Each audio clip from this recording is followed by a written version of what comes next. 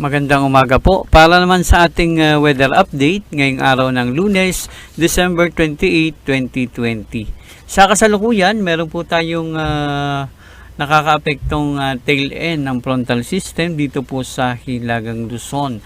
At gayon na rin ang atin pa ring low pressure area na nakakaapekto pa rin dito nga sa Luzon ay itong ating low pressure area na nasa layong 90 kilometers silangan po ng Balera Aurora, at ang ating pa rin isang low pressure area na namataan naman sa layong 235 kilometers northwest po ng Puerto Princesa City. At dahil nga po sa tatlong nabanggit na weather system, patuloy pa rin nagdadala ng mga pag-ulan sa malaking bahagi po ng ating bansa.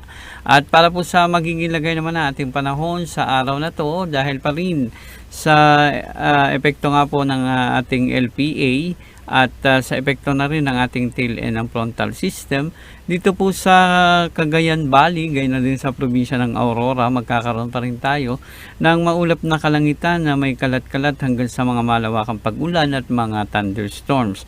Samantala, dito naman sa Palawan, gayon na rin sa probinsya ng Quezon at sa nalabing bahagi po ng Hilagang Luzon, magkakaroon pa rin tayo ng maulap na kalangitan na may kalat-kalat hanggang sa mga malawakang mga pag-ulan at mga thunderstorms na dulot pa rin ng trap ng ating LPA.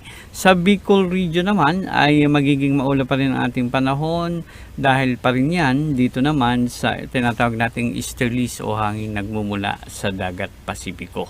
At dito naman sa Metro Manila at sa nalalawing bahagi po ng Luzon, magiging maaliwalas naman ang ating panahon. Subalit asahan po natin pagdating ng hapon at gabi, magkakaroon pa rin tayo ng mga isolated thunderstorms.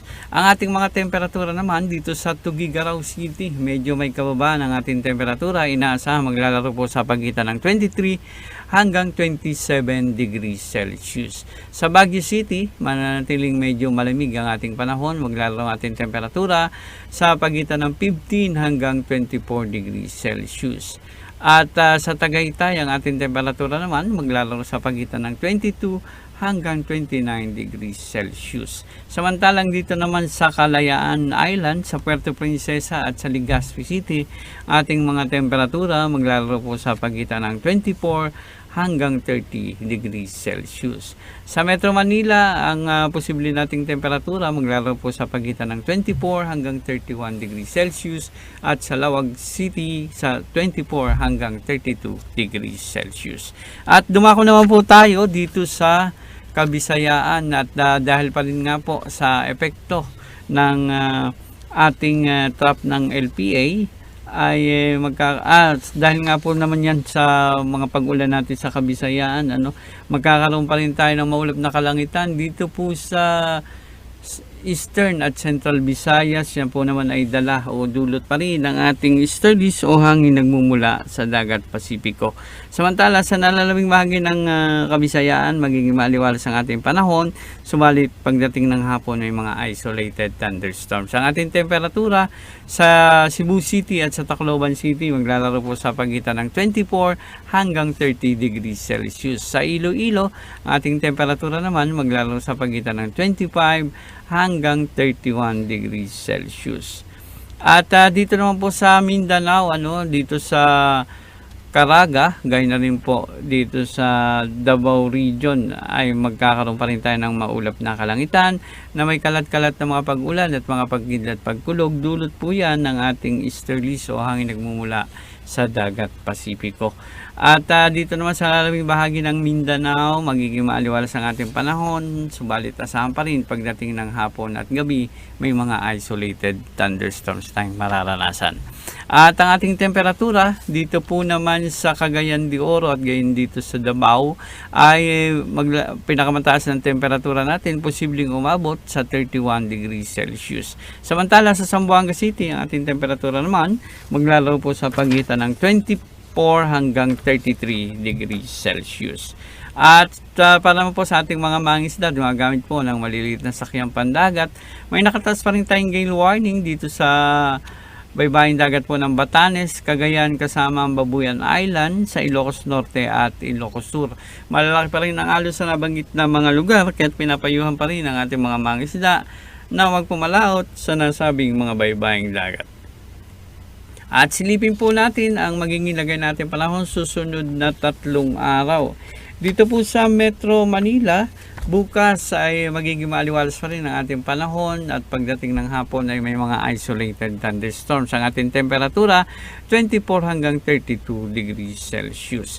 At sa Wednesday at Thursday ay magiging maaliwalas pa rin ang ating panahon, subalit asahan naman ang mga mahihinang mga pag-ulan. Yan ay epekto naman ng ating northeast monsoon o amihan. At ang ating temperatura maglalaro po sa pagitan ng 23 hanggang 31 degrees Celsius.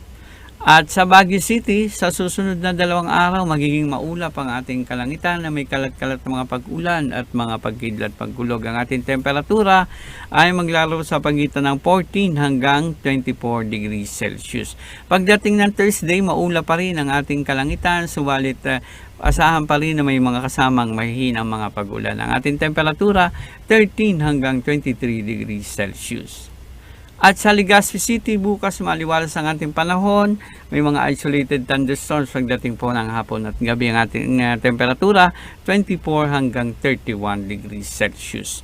Pagdating ng Wednesday at Thursday, magiging maulap ang ating kalangitan. May mga kalat-kalat na mga pag-ulan at mga pagkidlat pagkulog. Ang ating temperatura, 23 hanggang 30 degrees Celsius. At sa Metro Cebu, bukas magiging maaliwalas pa rin ang ating panahon, mga isolated thunderstorms pagdating ng hapon. Subalit ang ating temperatura maglalaro sa pagitan ng 25 hanggang 32 degrees Celsius. Pagdating ng Wednesday at Thursday, magiging maulap muli ang ating kalangitan, may mga kalat-kalat na mga pag-ulan at mga pagkidlat pagkulog. Ang ating temperatura 24 hanggang 30 degrees Celsius. At sa Metro Davao, susunod na 3 araw, magiging mainit, maalisang ang ating panahon. Subalit asahan pa rin pagdating ng hapon at gabi, posible pa rin ang ating mga localized thunderstorms. Ang ating temperatura maglalaro sa pagitan ng 25 hanggang 33 degrees Celsius. At ang ating araw ay inaasahan sisikat mamaya sa ganap na alas 6:20 ng umaga. Muli po itong lulubog sa ganap na 5:36 ng hapon. Para po sa mga karagdagang impormasyon, mangyari lamang na mag-log on sa mga sumusunod sa ating Facebook and Twitter account, DST_Pagasa, sa ating mga weather report sa YouTube, DST Pagasa Weather Report, at sa ating pong website sa bagong.pagasa.dst.gov.ph. At yan po muna ang latest mula dito sa Forecasting Center ng Pagasa DST. Muli sa magandang umaga ang inyong forecaster, Meno Mendoza.